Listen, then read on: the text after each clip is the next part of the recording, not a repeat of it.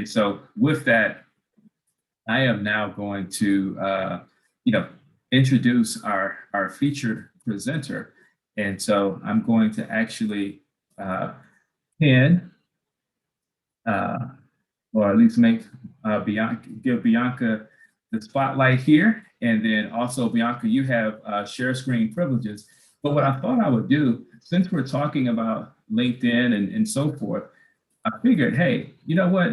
I am going to share my screen, but I'm going to introduce you from your LinkedIn profile.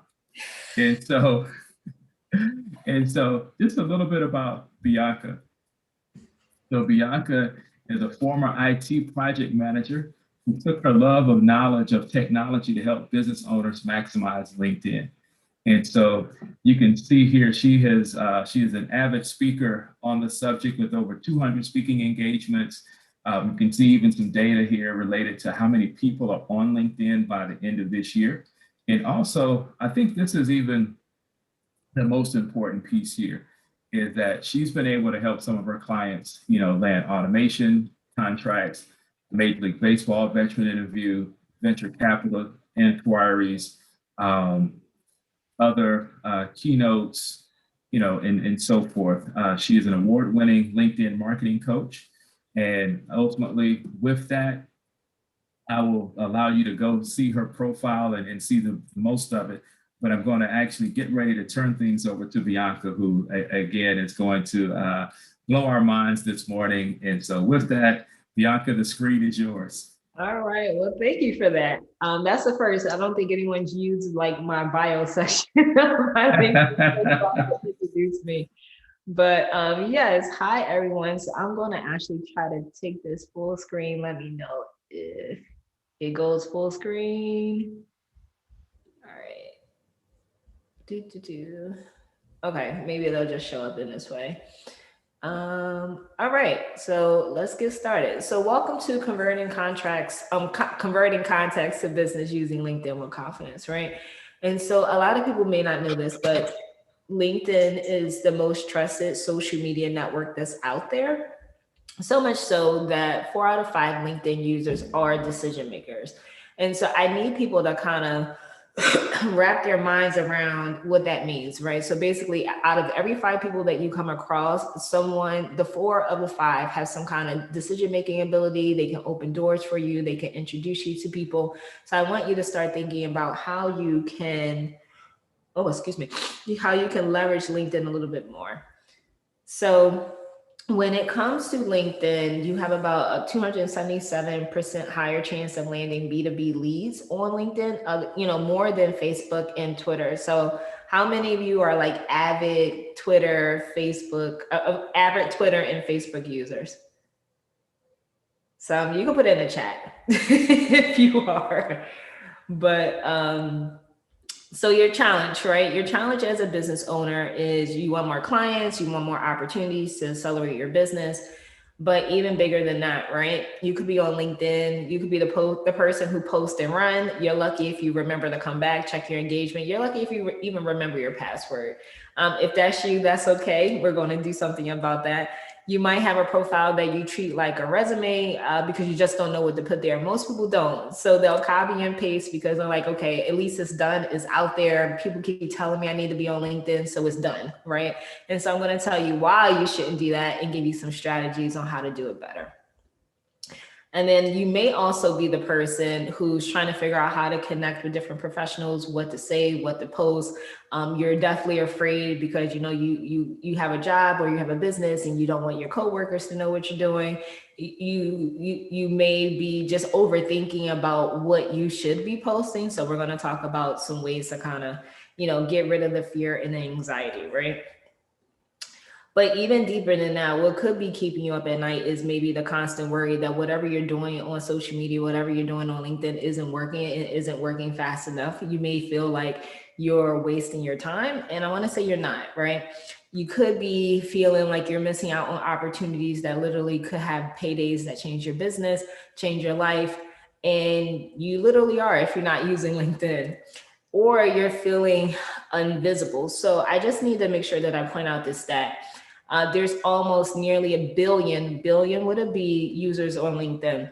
And so just to kind of give you some statistics, last year in January 2020, there were about 637 million users on the platform.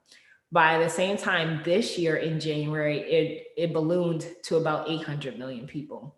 Between January and February alone, LinkedIn gained another 27 million people. Now, of course, this is around the world. I haven't checked the numbers yet for March, but as you can see, it's steadily growing.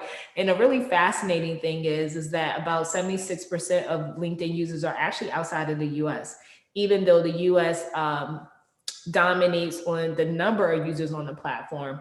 Most of them are actually outside of the United States. So I want you to start thinking about what that means as far as growth, as far as being able to get what that means in order to establish new relationships with users around the world, how you should be showing up on the platform. So just some things to kind of think about in the background.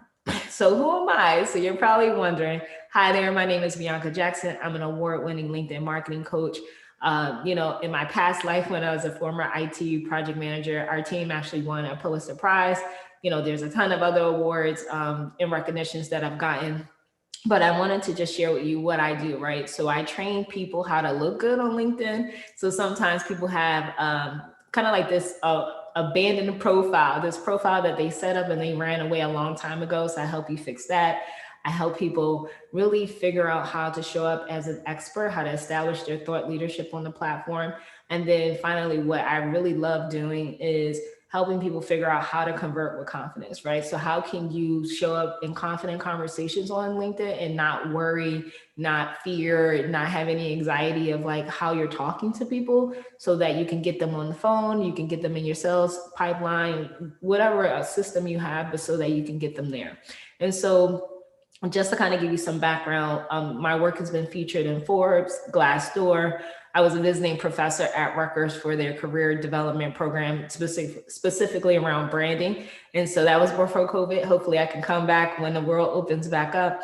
I've spoken at Capital One, South by Southwest, if you're familiar. So this is a pretty big mega conference. I've spoken there 3 times already. I was on my 4th time going back last year until they canceled it. And as you can imagine, when they canceled that, that's when I knew everything was real, right? And my work has also been featured in Washington Post and Tech Republic. So that's a little bit about me, just in case you're new and you've never heard of me before. I am Bianca J. Jackson, and you can find me the same way on LinkedIn, Bianca J. Jackson. So let me get into some of the things that I know most of you want to know about, right? So there are 3 ways I believe you can convert contacts to business on LinkedIn. And so I've kind of like given some of this away already, right? So 1, looking good on the platform, being an expert, and being confident in your conversations, right? So when you start thinking about what you can do, I will say this, your LinkedIn profile can be whatever you want it to look like, right? So a lot of times people think that like there's a special formula. And of course, there's some elements that you want to make sure that you have, but I just want you to kind of like start thinking about, you can show up however you want to. But the really important thing, and I always say this, is that once you can make this particular mindset shift, which is LinkedIn is not your resume. I know a lot of people will argue me down, but I just truly believe that it's not. And when you can break this mindset and you can shift how you think about LinkedIn, the world of possibilities open up for you, because you're no longer bound by resumes. So just think about what a resume is, right? A resume normally is a document that details where you've been. Whereas LinkedIn, if used properly, you can basically position yourself and brand yourself for where you're going, right? And most times your resume can't do that for you. But when you use LinkedIn a little bit differently of how you can express, basically showing media and photos and, that visual richness that colors your experience, the world opens up, right? So there's some couple of things that I want to just kind of go over with you so that you understand, is that actually LinkedIn is the oldest social media platform that still exists today, right? So it was before Facebook, actually 6 months before, older than Twitter, older than YouTube. And it had a very basic mission, right? The basic mission was exactly what it says here: connecting the world's professionals to make them more productive and successful. Now, it didn't say come to LinkedIn and make an electronic version of your website or of your resume, but that's exactly what people did, right? They didn't know what to do with it. That was the only use case that they had in mind for it. And then what happened, right? A lot of missed opportunities for business owners. Now, those who had already had significant, sizable personal networks continue to do everything that they did before, right? They didn't see LinkedIn as a tool that could get them into a conversation with a CEO of a company. They didn't think about it as being a tool that can land you a contract. And so for those business owners who already had the networks, they didn't really need to use LinkedIn as anything different, right? Or anything different than what other people were using it for. Your average everyday business owner still relied on groups like BNI, right, to make their connections. So if back in 2003, a lot of business owners would have looked at it as an opportunity to network globally 24/7 across the world with different business owners, entities, or whatever, the floodgates could have been open. But I think now, only now, people are starting to think about how can I use LinkedIn for my business? And good, you should be, right? Because the growth of the users on the platform has expanded, and it makes it easy, because that's the only way that we really can communicate at mass, right? And so I wanted to actually show you an example of like where to even get started. So I was actually talking to Kurt yesterday. And so we were talking about what you need to do. So I told Kurt he has some work to do. But if your profile looks like this, all is not lost, right? So some things that you can do if this is you, right? He was surprised, and other people in the group were surprised that you can actually put something here. So this is like your cover photo image. And I always like to recommend that you put something that's related to your work, right? So if you're working with people, if you're a speaker, having something that looks like you're working with people or speaking will be a really great addition here. If you are really just like, I don't know what to put there, Bianca, you can do like a solid color. One of my past clients, she was in communications, so she just put a clear white block, basically for clear, concise, just really straightforward communications, right? You always want to make sure that you have a photo. And I think this is pretty standard, but a lot of people like to hide. I would say don't hide, because I think the metrics say in LinkedIn that you have you're 21 times more likely to be viewed if you actually have a profile picture. So if you don't have one, go get one. And the other thing that I thought was really interesting that I mentioned to Kurt was that in this headline, it's not clear on what his law firm specializes in. So just think about it like this. When people land on your profile, they're only going to give you about 6 seconds of their time. And if in those 6 seconds, it doesn't interest them, they're going to leave. And so a lot of times what I get in training classes that I do, people say, well, I see people looking at my profile, but no one ever says anything. This could be part of the reason why. So hopefully this was really helpful. Please let me know if you have any questions. I'm just kind of checking in the chat here. Okay, no questions so far. Hey, Bianca, this is Leonardo. I just used the raise my hand feature as opposed to the chat. So here's a question while we're talking about profiles. What's your thoughts in terms of the type of picture that people have? Because I've seen, let's just say using Kirk's here. So Kirk, obviously he's an attorney, so he's got a very, professional shot here. But I've also seen some people, their LinkedIn profile looks like it was either a selfie, or they had their kid do it, or it was on the beach. So what's your thoughts in terms of the type of profile picture that perhaps you may want to post or should post? Right. So I think the strongest one is the one that's most aligned to your brand, right? So this is an answer that's a little bit different than what I would have given a couple of years ago. So generally speaking, people would say a photo where you're looking straight on and you're smiling, right? And so that's a great, kind of like bar to start at. But like, let's just say, for instance, you're in a creative space and you're a photographer. You could be a little bit more creative with your profile picture because people are hiring you for your creativity. But if you're a lawyer, I would expect to see a picture where you're looking straight on. I can see your eyes and possibly your teeth. So I would say somewhere in there, I would definitely not put any pictures up where you're standing with someone else, because then it leads to confusion of who's who. I've seen people put up photos, them and their pet. I've seen people put up photos of cartoons. I've seen people use their personal profile for like their business. So like they'll put their business logo here, and this is not where it goes. Your personal profile, people want to connect with you as the CEO, as the business owner. Give them that, right? Tell them the story, give them the narrative that you want them to have so that they don't make up their own. So that's why I think it's really important, one, to even have a picture, but then two, have a picture of just you, three, have a picture of where people can see your face, because there's something that translates subconsciously when people can see you, right? And they can feel like, oh, okay, that's what Kurt looks like. So when I'm talking to Kurt on the phone, this is the face that I'm imagining. When you don't have a picture, it just leaves too much room for interpretation of who you could be, or you could just miss phone calls or connections altogether because people don't, they're like, oh, you don't really look like you use LinkedIn, so you may not even take my call, or if I email you, you might not even respond back. And so even those very subconscious things, some people may not even think that a profile that's not filled out could be communicating things about you that you don't even realize that you're communicating. Hopefully that makes sense.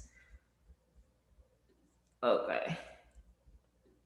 So next, you can position yourself as an expert on LinkedIn. And so what I think this is really important, kind of like that second point that I was making, is that a lot of people don't do this. There's like, okay, I copied my resume, I put it on LinkedIn, I'm done. And it's like, no, use it for positioning and where you're going. But then the other thing is, what are you an expert in? But I want to tell you or show you some things that you already kind of know how to do this. A lot of people are like, well, I don't know what to do on LinkedIn.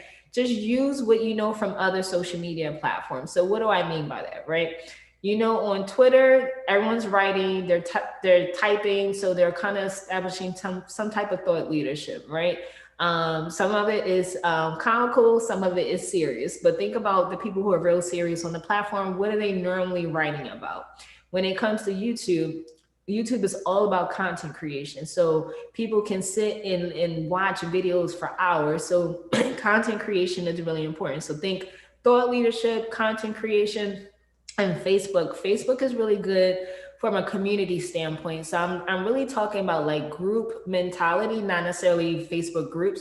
So think about when you post something on Facebook and how, you know, people swarm to it, right? For whatever reason, they're swarming to it because they like whatever the subject matter is that you're putting up there. And so when you think about how you can bring all three of these together, this is like the secret sauce and the formula for LinkedIn, right? Now, I don't want anyone to feel like you need to post something every day. That's not what I'm saying. What I am saying is figure out where you're going to be an expert, you know, how you're going to establish your thought leadership on the platform, you know, what type of content engagement or how are you going to engage in content. And it doesn't even necessarily need to be your own, but just engagement in period. And then community, right? And so you need to ask yourself, it's time to show off like what you know, right? How can you show up? And so ask yourself these questions and write them down if you get an opportunity to, right? What are you an expert in, and what does your audience care about? And if anyone wants to be brave enough to put that in the chat, if you know already what that is really important. I would say this and just kind of give you an example, right? So I've been on LinkedIn a really long time. I want to say 2008. So I've been on there for about 13 years at this point. And so I've done everything that a lot of people have wanted to do on there. I've gotten jobs through LinkedIn. I've gotten speaking engagements through LinkedIn. I've gotten really cool, awesome, just opportunities to do really amazing things, right? All through LinkedIn. And it was because I started to share my experience. So it went from being an IT project manager to being a startup entrepreneur to now being a serial entrepreneur. And so now that I'm in the business space, right, and I'm talking more about the things that affect business owners, my audience that I've cultivated are now business owners. So think about that. Like, how do you want to show up in this space? So is there anyone brave enough to kind of drop in the chat what type of expert they are and what their audience cares about? And we can kind of do some workshopping here. All right. So Leonardo says connecting people to each other and the potential of business opportunities. So you're a connector. I like it. And actually, that's a really great thing to talk about, right? I think it's a great thing to talk about because especially now, businesses or business owners have tried to find multiple avenues to stay connected, right? So having someone like Leonardo say, you know what, I'm a connector of people. I just want people to be able to work together, to be able to, potentially work on contracts together, to just meet each other so that if and when they ever need each other down the line, they already have the relationships that they need to build off of in order to do business, right? And so Leonardo could be that guy on LinkedIn where he's just connecting not just business owners in Howard County, but potentially business owners to other chambers and stuff like that. So just kind of thinking about how you can show up in the space. Hopefully that makes sense. Pam says, I struggle with this about me and about the company I work for. Okay. Okay. Well, I would just say keep thinking about it, right? And if you come up with some more questions, we can definitely talk about it towards the end here. But let's see. So hopefully you wrote that down. You're starting to think about it. But here are the basics, right? So the basics are basically what you put on your profile, what you write about, who and what you engage with will determine if people find you or not. And so this is extremely important because one, people want to know what type of person you are, what do you care about, what do you do, how does it benefit me? And when you write, some people choose to write their own content, and then sometimes people choose to engage with other people's content. And depending on where you show up online will determine you'll get whether or not you'll get more followers, whether or not people think you're credible, whether or not they want to invite you to do certain things. So just be really mindful of how you want to show up in the space and how you want to present yourself to the world so that you can get the opportunities that you want. And so I'm actually curious if you want to write in the chat, and I won't read your names, what opportunities, what are your goals with LinkedIn? And then I'll try to weave them in here to make sure that you get some value specifically for what you want to do on LinkedIn. So again, I was picking on Kurt and I said, it's time to be an expert. One of the things that I pointed out here is that I had no idea when I went to his profile what his firm specialized in, right?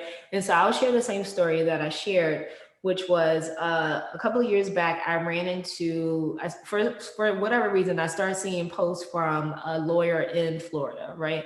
This lawyer in Florida, I don't even remember his name off. Yes, I do. I actually do remember his name off bat. But I remember what he did. And so he posted a lot about non-competes, right? And so he became the lawyer that for the underdog to get out of non-compete. So basically for any employee who signs a non-compete, like when they quit, most of the non-compete said you couldn't go work for another competitor for 2, 5, 10 years, whatever the terms were. And so he was helping, the little guy get out of these non-competes so that they can make a living wage, right? And so I remembered that about that attorney, even though I'm not in Florida, I don't have anything to do with non-competes. But it just remained on top of mind for me that he did this work. So when, in talking with Kurt, it's like, hey, I have no idea what you guys specialize in, what your law firm specializes in. And I think that this is probably one of the most powerful things that anyone can do with their profile on LinkedIn is telling people up front, what is it that you specialize in? So I can figure out whether or not I should care about that. Or if I know someone who may need your services, and I'll keep you in my back pocket or send you a connection request so that, if and when I come across someone who may need that, I know exactly who to send them to. So let's see. And so Bianca, quick question, using Kirk again as the example. And so in this case, you've got here circle. So when you say expert, in this case, have that where he would typically, where a lot of people have, and I'm looking at my own profile now, where people typically have what it is that they do and who they do it for, but rather having, I guess, their skill sets or abilities have that replace, in essence, kind of what they do and who they do it for. Is that what I'm hearing? Yeah, definitely, because ultimately you got to look at this from the person who's viewing your profile, right? So for right now, the fact that it says law offices of Kurt Halpin, that doesn't tell me anything, right? Oh, he's an attorney, this is his practice, that's it, right? let's just say, for instance, I'm looking for someone to help me, I don't know, get rid of all my parking tickets, right? Like I got $50,000 in parking tickets. I may want someone who's used to dealing with, I don't know, the federal government, parking violations or whatever. I don't know if that's a real thing, but, just for example, right? And also, it's just really helpful when people are searching, right? So let's just do something else. Let's say criminal defense, right? I'm looking for a criminal defense attorney. I'm more than likely probably going to type in criminal defense attorney. Kurt may do that, but I don't know that just based off how he's going to show up in the search. So basically, what I'll say is his name and then law offices of Kurt Halpin. That's it.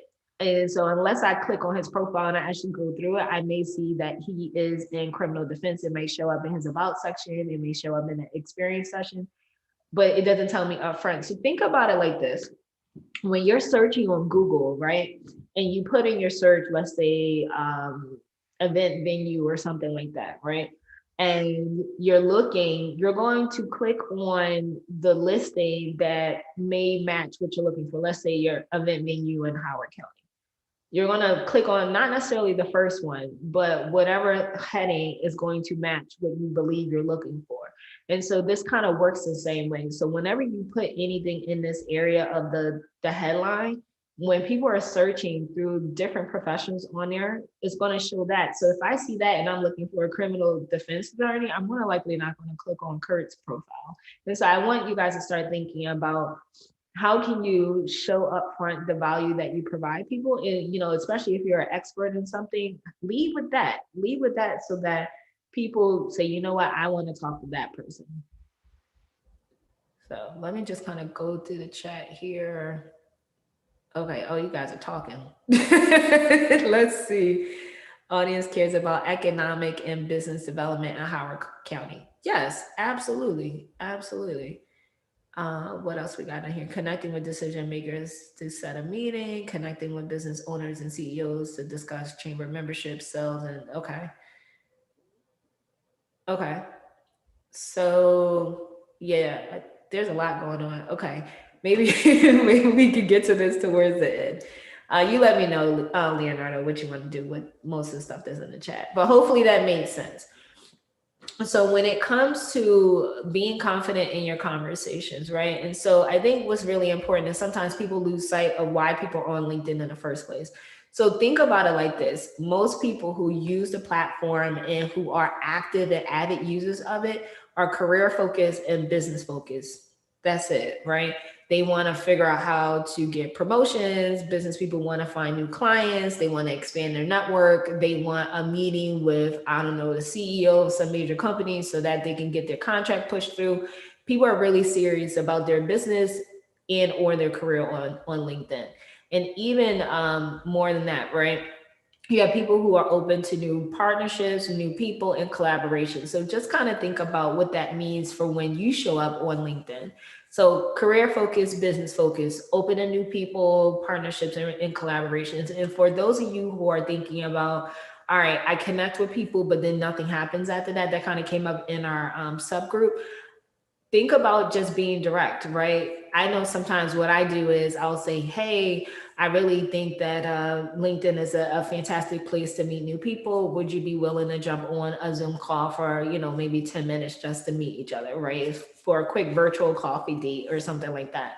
And you'll be surprised how many people will say yes. Of course, you're going to get some people who are going to say no, not interested, or some people who will never like actually respond, but you'll have some people who will. And so it's really funny. I actually did this whole exercise a couple of summers ago where I went through my contact list and I wanted to meet as many people as possible because I was doing some market research. I wanted to figure out some things. And I got quite a few people to say yes. I think over the summer, I may have talked to about 100 people just from LinkedIn. And so you just never know until you ask whether or not people are going to jump on a call with you. And this was way before COVID.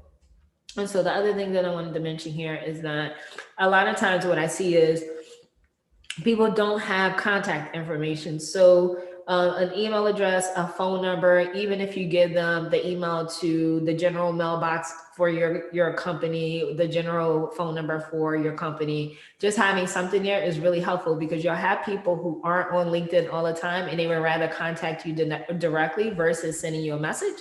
But you'll have people who will send you a message. And if you're a person also who doesn't log in that often, make sure you send on the notifications so that when you do get new messages, it'll send you an email so you know to go back in there.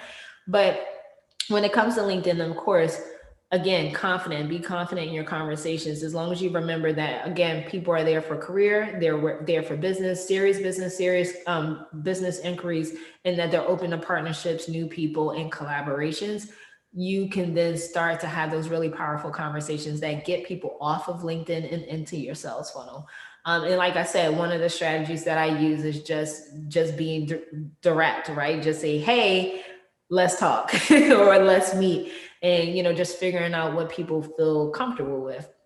One of the things that I think is really important is that you lead every conversation with the idea of building relationship and also with value, right? And so a lot of times people say, well, I want to find my target audience, my customer avatar on LinkedIn. Yes, that's great. You should.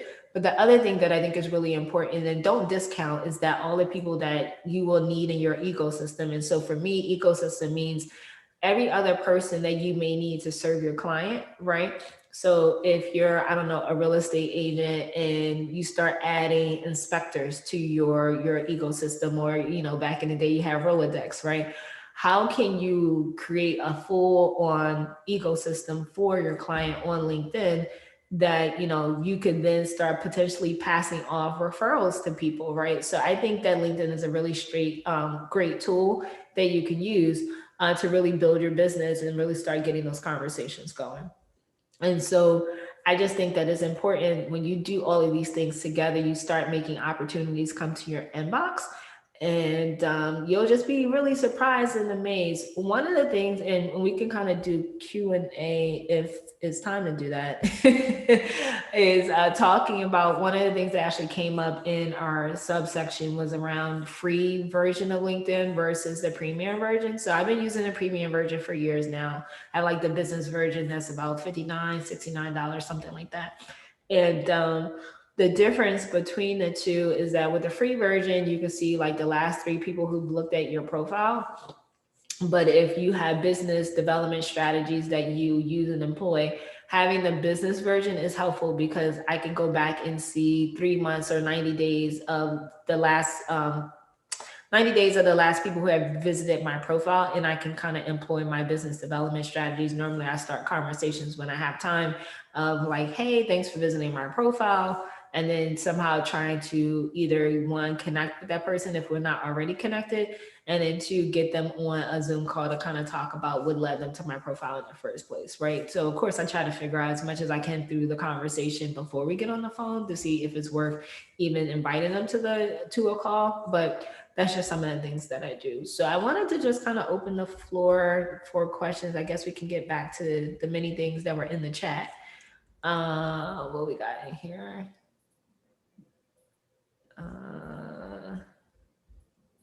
So maybe Bianca, while we you're speaking of the, because we both were talking about how we have the premium versions, and so what I guess ultimately led you kind of to go to the premium route as opposed to just the free route or what have you? When when I left corporate, and I'm just like, oh, this needs to be a real business now. So I left. I left in 2017, and so I wanted to do more with my network. So by then, I had already been building up a pretty sizable network. I think right now I'm connected to almost 30,000 people. And there's nearly 42,000 people who follow me on the platform. And so let me tell you this, I'm not telling everybody go out there and go get a massive amount of followers. That's not what I'm telling you. Like when I was in corporate, my idea was I want to speak all over the world. And so I wanted to meet as many people from all over the world. And so I've kind of scaled that back. I don't want to go speak all over the world. There's no need to. We can do it virtually now, right? But Using the premium version of LinkedIn has been extremely helpful for me because, like you said, Leo, in our subgroup, I don't have to wait for people to introduce me anymore. Like, I don't have to go through my network and say, hey, can you introduce me to so and so, right? Normally I can get to anybody at any time, because either I'm using the premium version. Within the premium version, you get email, so you can message people who are even outside of your network.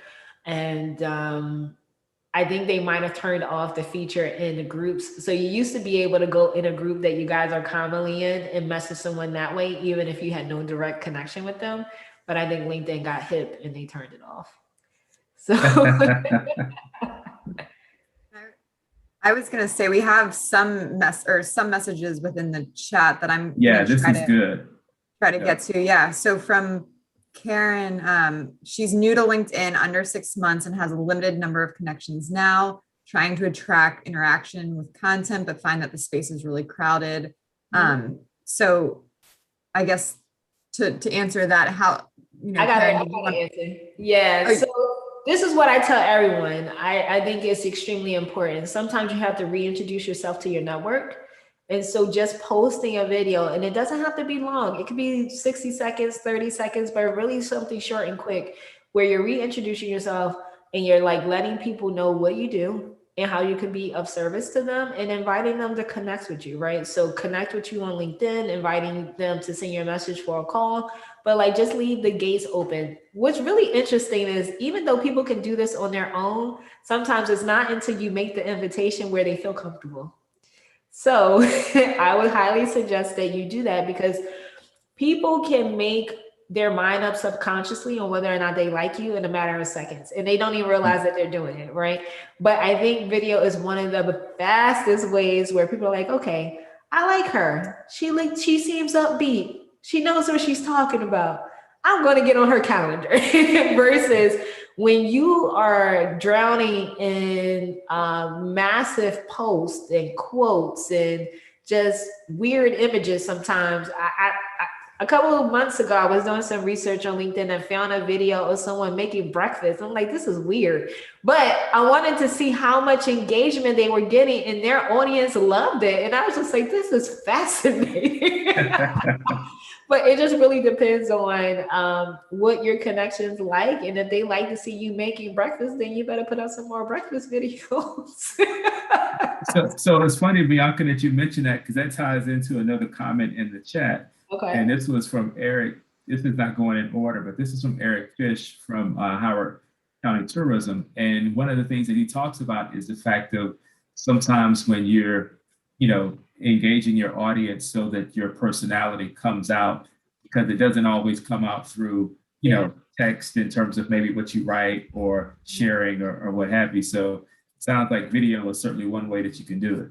Absolutely. And let me tell you something. So most people have told me, oh, Bianca, why don't you put up tips on LinkedIn about how to use LinkedIn? Boring, extremely boring, right? But when I put up videos where I'm walking near the waterfront near Burke Rose Exchange, where I do a lot of my work, people love that, right? And so I'll probably say something like, hey, I'm taking a business break. I just wanted to go outside for some sun and some air and walk by water. And because a lot of people don't have access to a waterway, they love those videos. And it seems counterproductive, right? It's like, oh, you're a business marketing coach. Why would you post videos about water? I'm tapping into the feelings, the hearts, the minds, and the souls of the people that I'm normally going to serve. I know business owners are more than likely working really hard. Some of them sometimes forget to eat lunch. I'm one of them, right? So being able to see video where someone's walking, you're just like, oh, that's different. Right. And then you feel like Carol has water behind her, right? Like I gravitate to that stuff because I want to go work on the beach. Right. So for all of us who can't go work on the beach and don't have a virtual background, the next best thing is seeing some type of waterway. Right. And so some boats, and you're like people running and jogging and riding bikes and walking dogs. Like that's exciting in the middle of the workday. So yeah. Post videos, post your breakfast, post you walking by the water, post you tending to your plants and saying, you know what, I talk to my plants or I sing to my plants throughout the day because they help me stay sane, right? They help me focus when I'm working. And so there's no right or wrong way to do LinkedIn, at least not anymore. And I know a lot of people were worried for a really long time because it's like, well, I don't know what to post here, and I have to show up in a suit. And one of my clients said the other day, is like, I feel like I got to wear hard bottom shoes every time I show up on LinkedIn. It's like, no, you don't. No, you don't.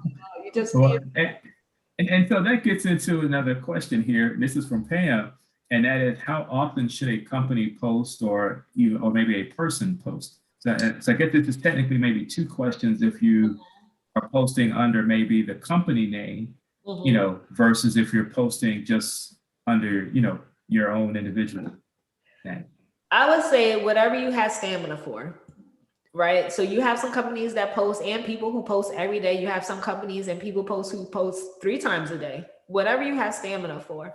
And so some really great examples of company pages that do it right, but it's up to you on the posting schedule, is the Female Lead. So they're based out of the UK. So so some people know about that. They do a really great job cultivating content. So if you want some examples of what they do, they're a nonprofit though, but they'll give you some ideas of like how they build their followers. I think they're in the hundreds of thousands of followers on LinkedIn across, if not millions at this point. There's some individual contributors that I've seen that have posted like 3 posts a day. I just don't have stamina for that. What you may get out of me is maybe once or twice a week at most.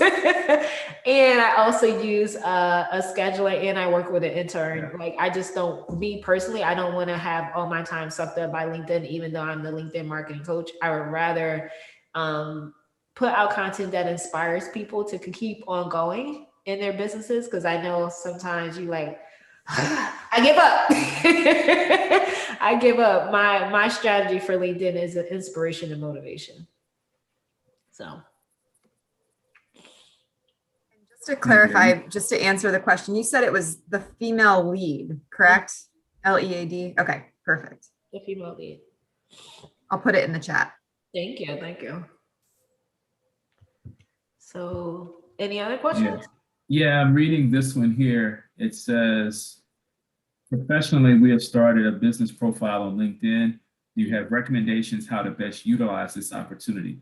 For us, we use it more to share information with our audience, but maybe 40% of our followers are third connections and unable to know the impact where if I share personally, my engagement is greater.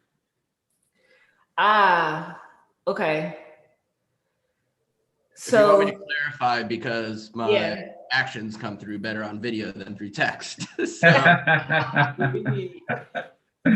We started maybe a year ago to also manage for our business a LinkedIn page, and I kind of manage or oversee both. Well, clearly I oversee my personal one because I don't have an intern for that. But in order to really get our engagement, we're a not-for-profit, we're promoting our members, we're getting information out there, we're really trying to connect with our local business community. So if something were to come up from our member that we want to share with the local business community, I would post that on our membership, on our business LinkedIn page. But the engagement that I get would be far less than if I did something personally. So if I do it personally, and let's say Leonardo or Morgan or Alex from the chamber team sees it, then someone else sees it, then it kind of grows a lot faster than if I do something on the business side. So my question is more, how do I grow that business page with the connections that and the followers that I currently have? So there's 2 ways. One, you can make the post on the business page and just share it to your personal one so that people are aware that there is a business page, right? The second way you could do it is post it to your business page, but then tell people in your post to follow the company page. Perfect. Okay. Yep. Thank you. You're welcome. Let's see here. Any other questions? I think we've covered all of them that were in the chat here. Okay. So Any before last we, minute ones? I was going to say, before we wrap up here, any other questions or thoughts that come to mind? I know I will tell you, this is really been good because I've updated done a quick update to my profile just in the mix of us sitting here in the sense of thinking, okay, well that makes sense. And I would say I'm certainly one of these, I think I'm a pretty avid user, but it's just always interesting to get these insights because I think I'm amazed at some of the things that what people like, and I guess you could say maybe what they don't like in terms of content. And sometimes the stuff that you find that you start getting all these likes for, stuff that you just thought was just like, what's the big deal here? But so I guess hence the term viral, and truly what that means in the sense of when we say something going viral and that you just don't know what's going to take off. Yeah, it's really interesting because many years ago, people were doing social media of, I want to post quotes. Quotes are easy, they're timeless, right? And then people are like, I'm tired of quotes. Get that crap off of here, right? Yeah, yes. I was gonna say, as I try to post a quote for Earth Day. Thanks, Bianca. Well, so here's the thing: don't post the quote. Get on video of you talking about the quote. Okay. Yeah, so that's what I told one of my clients yesterday. She's like, well, I guess I got to get rid of all these quotes and just do videos. I'm like, yeah, do 20 short videos of you talking about the quote, why it's important, why people should care. Because people at the end of the day are trying to connect with humans, right? They're trying to connect with humans and they want to see good feeling stuff, right? Like there's enough bad stuff in the world. You turn on the news 5 minutes in, it's like, all right, turn this off. But when you can open your phone or you open your computer and you just see something that just brings you joy, it puts you in a different space. And that's why I like using social media, especially LinkedIn, for motivation and inspiration. Because when I think about business people, of course, it's always, you have that doubt sometimes, like, what am I even doing? I should just give up. I should just go back to work. Then you have people, now I'm serious, I've been there, right? You have people who are working and just like, I hate this job, but I can't quit because my kid needs to go to college in 2 years, right? So really tapping into those things that people aren't really talking about, but you know that they feel. That's how I use LinkedIn. So no, absolutely, and that's even though I probably could do fewer quotes and maybe more video, but that's one reason that I try to share something positive, just because to your point, there's enough negativity out here that you constantly have to try to balance it with something that's going to make people feel good and it's going to give encouragement and so forth.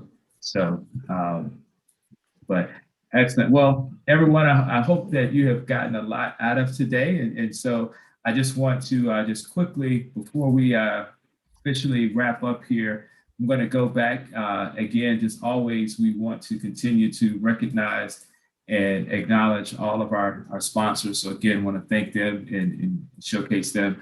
Also, again, just a couple reminders. May 4th, the Regs and Eggs breakfast, and also the other plug here for Regs and Eggs. If you're a chamber member, there's no cost to attend, and so. I think, again, we'll have a great discussion here of what took place during the General Assembly session. And then for those of you, again, dying to meet the people and get in front of folks as opposed to in front of them just in a square box or maybe rectangular box, come join us on May 5th at Turf Valley. And then also our next Ask the Experts is going to be related to IT. And is your technology really keeping you safe? So certainly I think during this COVID, since a lot of businesses have really had to deal with a lot of technology issues and challenges related to cybersecurity. And one of the things for many small businesses is trying to figure out, how do you keep up with it all? How do you budget for it? How do you plan for it? And so we've got Advantage Industries is going to be here shared with us there, as well as also our GovConnect Biz Breakfast later May with NSA. So with that, want to continue to just really thank Bianca for coming and sharing, and thank everyone for their, all of their questions and insights and things of that nature, and really, being, opening up and sharing and so forth. So with that, anything, Morgan, Alex, that I may have left out? Nope, I think we're good. And today, as you mentioned earlier, is the last chance to sign up for the coffee tailgate, which is tomorrow morning from 9 to 11. So just go to our events page. We have about 4 slots left. So if you're free in the morning and just want to stop by and grab a coffee, feel free. Should be really, really nice. And I drove by the tent and it looks really great and ready to go. Lots of great open space. So, nobody will be too close, but we're looking forward to it. Actually, and the other thing, I guess I would be remiss if I didn't mention this, our 2021 Women's Conference. So we've got one more week for early bird pricing. And so go and visit the Chamber website for details there. Again, tremendous speakers again, led by our 2 keynotes in Linda Cregan and Carla Harris, both from Morgan Stanley. And so with that, we'll talk and see you all a little bit later. Have a great day.